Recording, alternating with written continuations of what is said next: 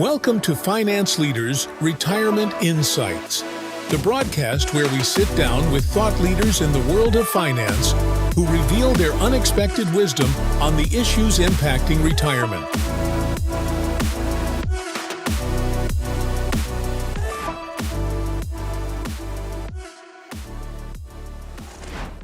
Hello and welcome to another episode of Finance Leaders. Today we're joined by financial expert Mark Pappa. And welcome, Mark, to the show. Well, thank you so much for having me on Finance Leaders. Jeff, I'm really excited to be here. Well, we're excited to hear a little bit about your business and how you help folks. So why don't we start off with, maybe giving some of the viewers here a little background, how you got started in the world of finance. Yeah, that's a pretty easy one. I appreciate you asking that as well. It's a great question. Why am I here in the first place? And I think there's several reasons, but probably one of the most important ones had to do with my grandparents on my mom's side. A very successful grandfather. He worked his way up through the city, pretty high up into the Treasury Department there. He was actually a comptroller at one point. He was able to retire early. The problem is he didn't take his pension. He took his pension in a lump sum. And figured out that he could buy some real estate with it, maybe make some investments down on the shore. And based on the economy at the time and the economics at the time, that did not pan out in his favor. And then unfortunately, he passed away at 55.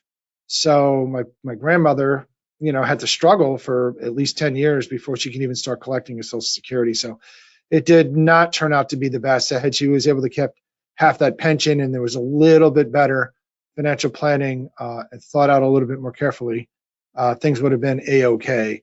But I saw her struggle, and I would never, ever want to see that happen to another family, certainly in my presence, or any family for that matter. Yeah, it's a tough personal story when you have your own grandparents kind of suffering, especially your grandmother. From really something that was probably unnecessarily. He was all set. He just made the wrong choice. Right. Totally preventable. With a couple of the right moves, it would have been a much better situation for her. So, yeah. So then that sort of inspired you to get to pursue a career as a financial professional. Yeah. What was interesting is I've always been creative, and I always loved school. I loved, business. My dad was a small business owner. My grandfather was a small business owner, but I also was an artist. I used to love to draw, paint, sketch. All that fun stuff.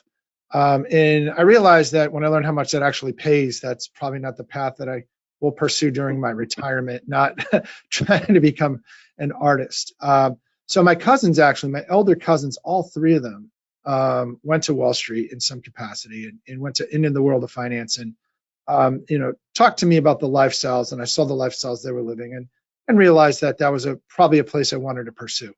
And since then, I'll also add in, my dad was a small business owner, and the Wall Street Journal used to come in the morning, and it'd be at the bottom of the driveway. And he was in the heating oil business, and I can't tell you how many times I shoveled the driveway. There'd be 3 or 4 Wall Street Journals piled up. Eventually, I started reading them. Okay, and that was when I was about 15 or 16. I said, I'm going to start reading, at least read the cover. And from that point, I was sold.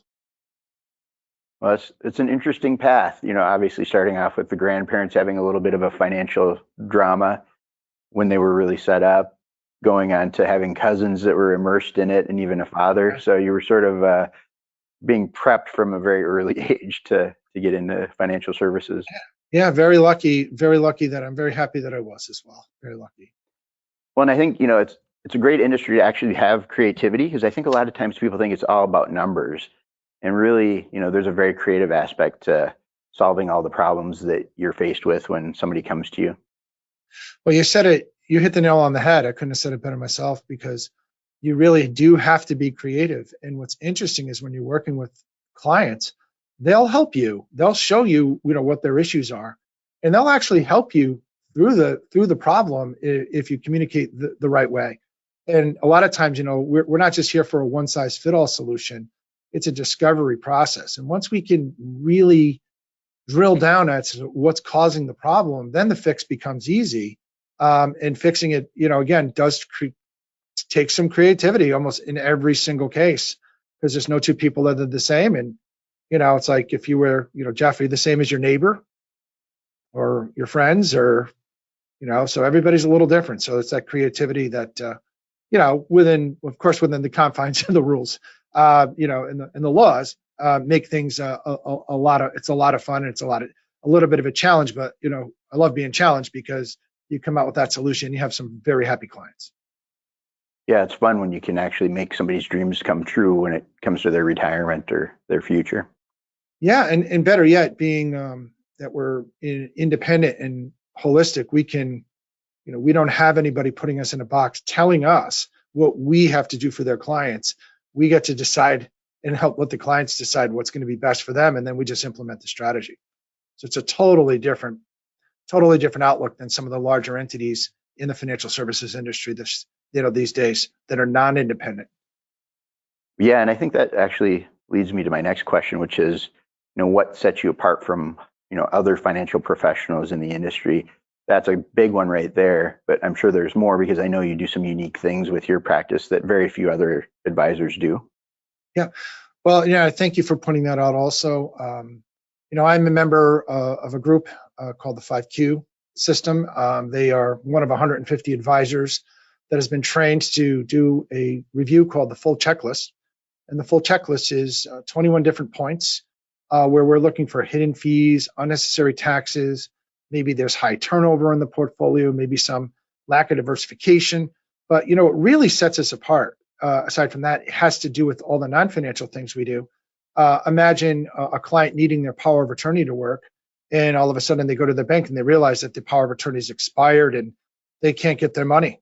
Or something as simple as scrubbing their home insurance to make sure that if that roof has a leak or a couple of shingles blow off, that the insurance company is going to cover that, versus say, oh, we're only going to give you a depreciated value. So there's a lot of non-financial things that as advisors we don't get paid to do. But guess why do you think I end up doing those things also? Well, there's obviously a lot of gaps in people's lives that still spill over into that financial realm. Yeah, yep, exactly right. We've all heard those stories as well, where, gee, I had to battle the insurance company, I had to fight with my bank, or who wants that time, stress, and hassle? And these people have worked hard to save their money their whole lives, and they want to just enjoy their retirement. And you have to add all that stress just because a couple things got left unchecked. So what we do is we scrub through all those things to make sure and review them at least annually to make sure that those things don't get left unreviewed, and that those things can't jump out of the weeds and bite them. Well, I think, as you mentioned earlier, the power of being in that independent channel where you're able to kind of do things that are unconstrained and do those extra things that maybe you wouldn't really find at maybe a big wirehouse. Yeah, exactly. I mean, I don't know at what level the wirehouses actually do that stuff, but it probably starts at a much higher, pretty high level there. But I don't even think they do it. I haven't seen it done yet. So, that's what we want to do. We want to do the best possible job. And also the way I treat my business is I treat it as it's my first day in business, not that I've been here for 30 years. I treat every opportunity as it's my first day in business. I take nothing for granted. And I want to give everybody the right amount of energy and the appropriate amount of energy that they're going to need to take to get them over the finish line and implement their plan. Well, this brings me to another question, which is really, when you've helped clients in the past, I'm sure you've got some great stories of success where you've been able to take somebody's maybe less than optimal situation and improve it dramatically, or take somebody's good situation and make it even better. Love to hear a little bit about that. Would it be okay? Would you like me to share a couple examples on that? Yeah, that'd be great. Yeah, being that we're here to untax wealth, I'm gonna focus and drill down on that. Two specific cases. There is one, again, as a result of my training and expertise, is a way to get 25% more income, lessen a client's chance of running out of money. So that's 25% more, right? Lower their chance of running out of money and have them pay less in taxes. So what I did is I combined that strategy with another strategy that was a withdrawal strategy. So there's 12 different ways that clients could withdraw money out of their IRAs. And what we did is we ran the analysis for this client who had just retired during the crash, by the way, when the market was tanking. That was when he pulled the trigger and retired. Great timing. You'd be shocked to know that that client has the same, if not a little bit more money today than he did back then. And he, for 2 years, has been drawing over $60,000 out of his IRAs. Now, the better news on that is he's paying an effective tax rate of about 9.5%, roughly. Call it 9.5 to 10, depending on the year, because we optimize his strategy. Okay. So imagine how many people want that. Yeah, I mean, that's a great story, and I think it actually highlights one of the things that we really didn't touch upon in the last question, which is you have a tax practice as part of your business as well. Yeah, I do. I have a tax practice and a CPA as a partner. And what's interesting is they're brilliant accountants, brilliant tax people. But I actually end up showing the CPAs these strategies so that they refer their clients back to me. Because the unfortunate part is the average CPA is getting older and older. They're looking to either transition or slow down. They want to focus on their bread and butter clients and not so much the day-to-day stuff. So we can go in and actually help them implement these strategies for the clients, and it's a win-win for everybody. The client, win-win-win, I should say, win-win for us, the client, and the CPA, because all of a sudden now they're bringing what, like that former client would have paid easily 15, 16%. As someone who sees tax returns and what they look like when people use conventional wisdom of take your 4% out or just wait for your RMDs to come out, your required minimum distributions, you're going to pay 15, 16, 17%, and also increase the taxes on your Social Security. But when we do it this way, we're really able to squeeze down that tax bracket. And guess what? By squeezing that down, it's more for the client and less for who? Uncle Sam. Yeah, Uncle Sam. Right, exactly. Yeah, well, and that percentage is a huge benefit for the client. Obviously, if you're talking, 15, 16% down to 9, that's, pretty transformative when that extra amount of money is coming into your pocket for retirement. Yeah, and interesting enough, it's just a different way of withdrawing the funds and where we're pulling the income from. That's all we're doing. It's just thinking a little bit differently. We're not using anything crazy. We're not setting up churches or tax shelters or offshore accounts or foreign trusts in some odd land. This is stuff that's literally on the books. It's transparent. It's just the unfortunate part is because of that, I'd say that independence, it isn't in Wall Street's best interest to give a client 5.5% withdrawals when they've been hugging 4% for the last 30 years. And think about it, if I'm a major firm, do I want to push all my advisors to send 1.5% more out of their accounts to their clients, or do I want to keep it? Yeah, right. That's actually contrary to their core business model and how they make a profit. So unfortunately, so if you want conventional wisdom, then keep doing what you're doing. But if you want something a little bit different, then that's where you would give me a call, and we can implement those strategies very easily for the right people and the right type of client, the right situation.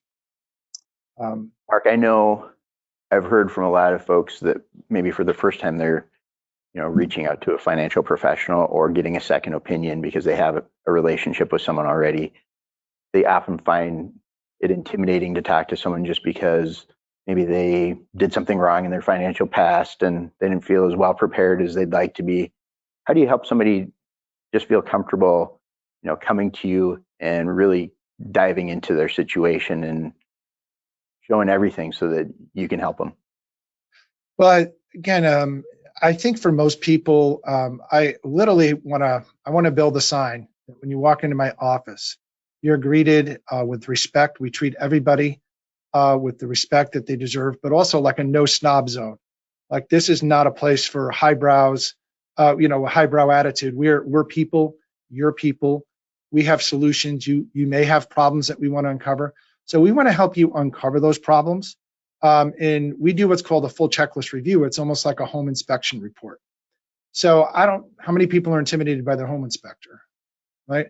Unless, of course, they know that they're trying to sell a house with termites, right? So, but the bottom line is we want to make sure that, before you buy that house, that there's no termites or things are not rotting under the surface.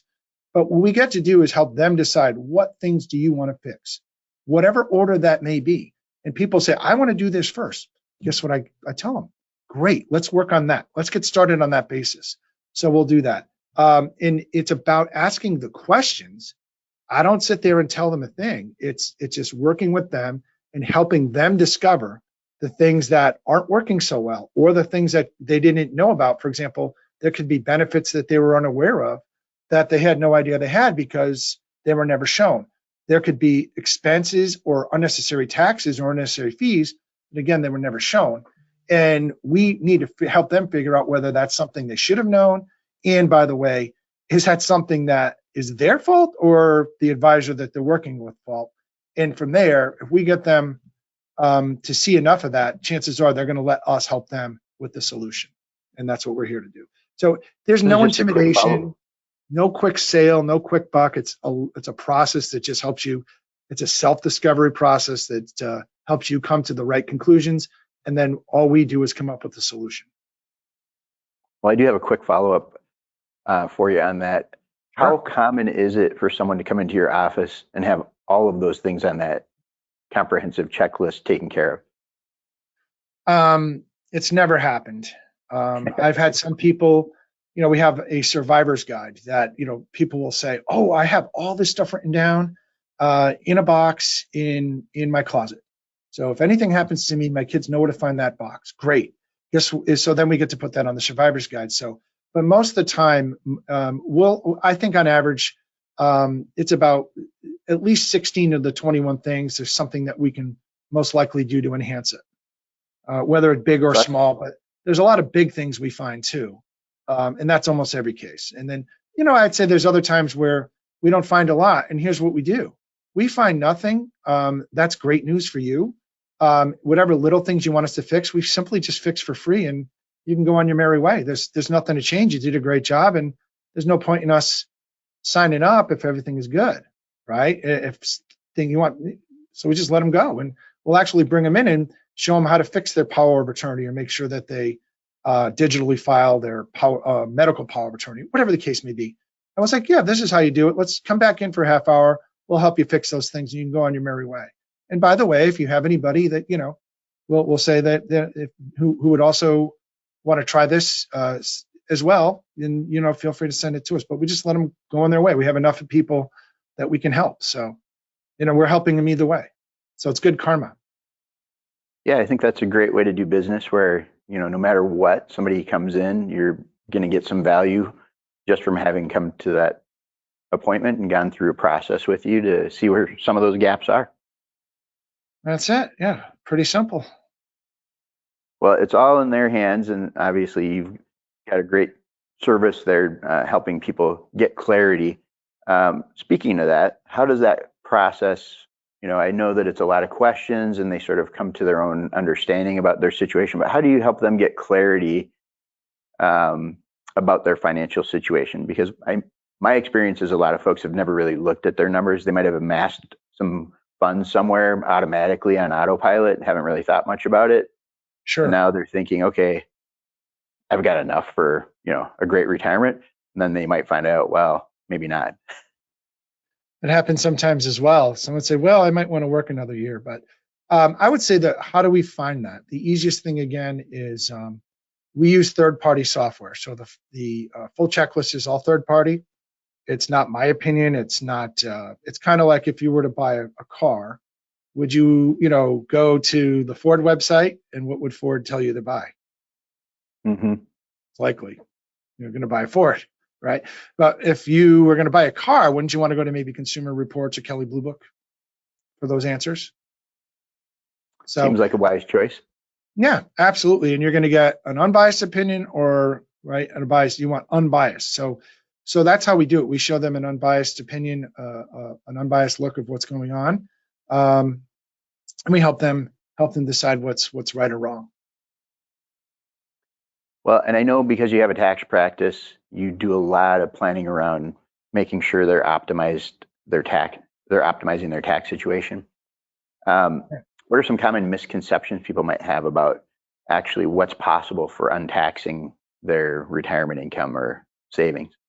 Well, can't tell you how frustrating it is sometimes, but there are folks that just call me up and say, oh, am I sending enough of estimated taxes in to the government? And I'll say, well, that's what your old accountant said. And I took over the book of business. Said, let me sit down with you to show you how to reduce the tax bill, and you won't have to send any estimated taxes in that or anywhere near that amount. I mean, there's hurting my budget, and I can't believe I have to keep sending this money in every year I owe, and they won't sit down with me for whatever reason. because maybe their husband set them up with that advisor, or and they feel that they don't want to go against their husband's wishes when they pass, and they said that he did everything for me. I'm all set. I should be grateful. But the bottom line is they're losing thousands of dollars every year to taxes. And if we can just get them to sit down with us and just open up a little bit and give us the opportunity, we can show them a much better way to actually save those dollars and put them back in their pocket. Give it to your grandkids, put it in the college funds, gift it, whatever you want to do. But at the very least, you're already paying the government a lot of money. There's really no point to pay them anymore. So that's probably the toughest thing I have. So just the conventional wisdom that, oh, my die is cast, everything's all set, I don't need to change anything. Well, you don't. But if you want a lower tax bill, you're probably going to have to sit down with someone like me and at least let me show you a different way, just by thinking out of the box a little bit, that could lower your tax bill dramatically, not only through your retirement, but when you go to pass your money on to the next generation as well. Well, I know taxes can be kind of a daunting task with as many pages of the tax code that there are. Most people aren't experts in it, and I would say sometimes it's got big sections of the tax code that even a lot of CPAs aren't all that familiar with, just because it's kind of outside their day-to-day, typical filings for the clients they work with. Yeah, I mean, in the CPA, you go every year, you go to your, yearly update tax training. You get the alerts from the IRS. You have alerts coming from the state. You have reading that you do, whether it's in, publications like Barron's or Kiplinger's or, there's a lot of information out there, but you have to pay attention. And, again, if you just keep doing the same old thing every year, you're going to get the same old results. So we're always looking for ways to help people save money in taxes or take advantage of a new tax law or not get harmed by a tax law. I mean, look what just happened with inherited IRAs, right? Before, you used to be able to stretch it over a lifetime and you'd get your little factor and stretch it out for your life. And if something happened to you, then the next generation's life, now you're pulling that money out in 10 years. Now your Roth IRAs, you're pulling that money out in 10 years, and it's going to be not taxed, but guess what? You can't grow tax-free anymore either. So you lose all that. Yeah. Now, it doesn't seem like a lot, and if I'm a beneficiary of $500,000 Roth IRA, I'm not going to be upset about that, but at the same time, think about if I didn't need to use that money and I was a high-income earner. Let's say one of your clients, I have clients whose kids are just as successful, if not more successful than they are. They're making $300,000-400,000 grand as a lawyer. And all of a sudden, now you layer on another $100,000 a year in a big IRA. I mean, they're going to lose a huge, huge piece of that to taxes down the road. Mm-hmm. Is that what you want, or would you want that money to last throughout the family's lifetime to build a legacy? And that's what we do. So if we can help you untax your retirement now, can't do it after you're gone. We can do it up front, regardless of where your situation is. We can help untax it to the best of our ability. That's what we'd like to do.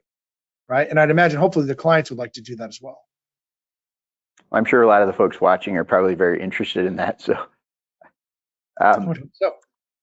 just a quick question for you, just to give somebody maybe an actionable takeaway. What are some of the most important financial principles, or maybe one of the most important financial principles you feel everybody watching today can implement themselves?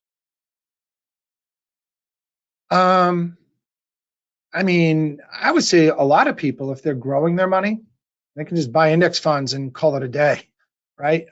Some people aren't comfortable with that, so that's where we step in. But I mean, there's a lot of little things they can try and do to, but I really don't have a good answer for that question, honestly, because most people who do have a lot of money have a good command of their finances already, at least from what I've noticed. And they're just looking for that little extra piece, that part that they don't either have time to do or don't have the ability to research the solution. Or even if they do research the solution, they don't know where to get started. And, that's where we can help them. Now, as an independent, we could work with any company out there, any company out there. We're not, only some firms can only work with 5 or 6 companies. They have these things called selling agreements. But we're just here to figure out ways to help them look at their situation and really figure out what's hurting, what can be fixed, and then show them a solution. I think you might have answered that, even thinking you didn't, which is It's The not really easy to do on your own. the Not when elephant. What's that? I mean, I've been doing taxes since 2006. I've been in this industry since 1996. It's going to be hard for somebody to get 30 years of experience or even that much tax experience overnight reading and surfing the internet. It's just not going to happen.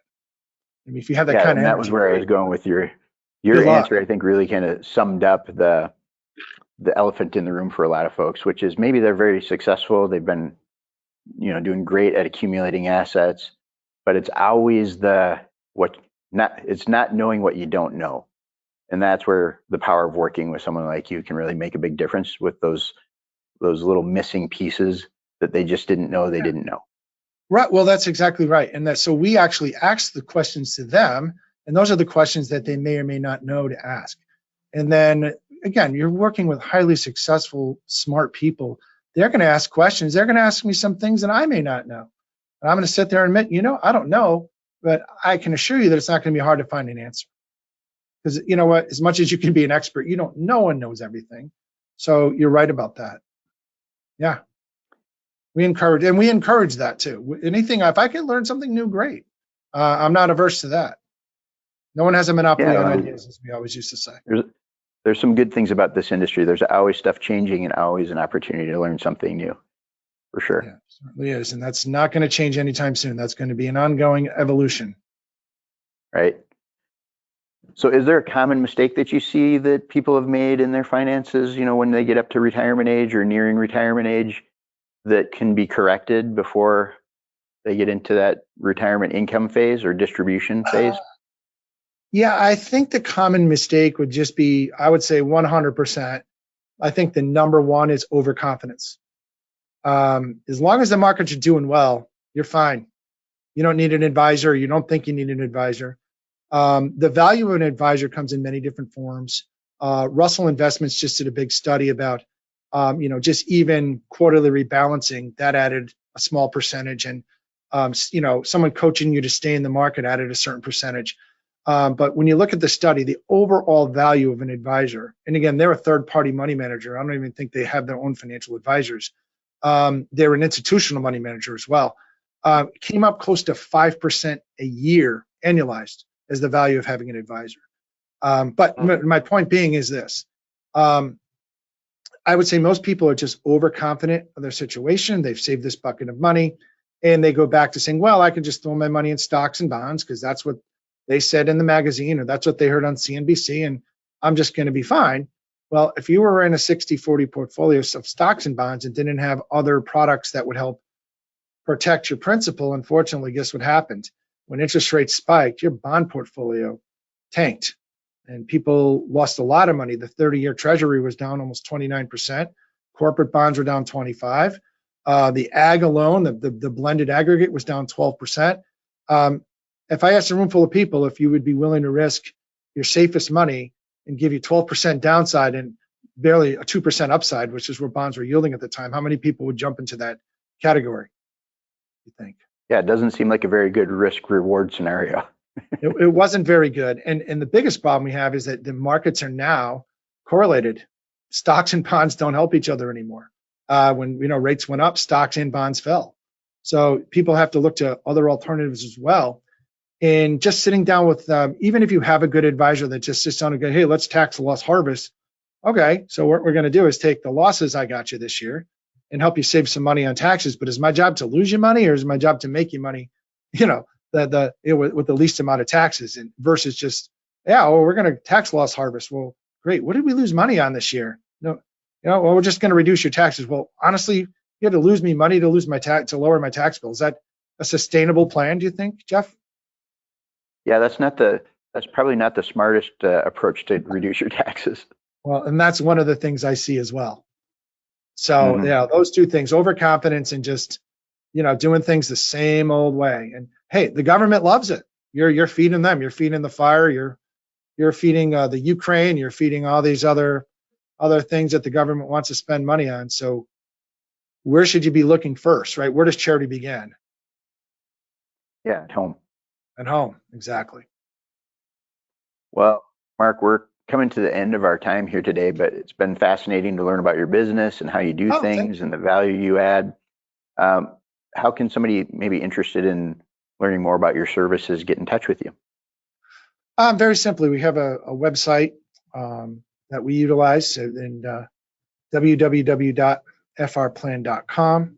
We're located in Glastonbury, Connecticut, right in the center, very easy to find. We have a map on our website. We have resources on our website for people to do some research on us. And some of these income strategies I'm talking about are right there on our website.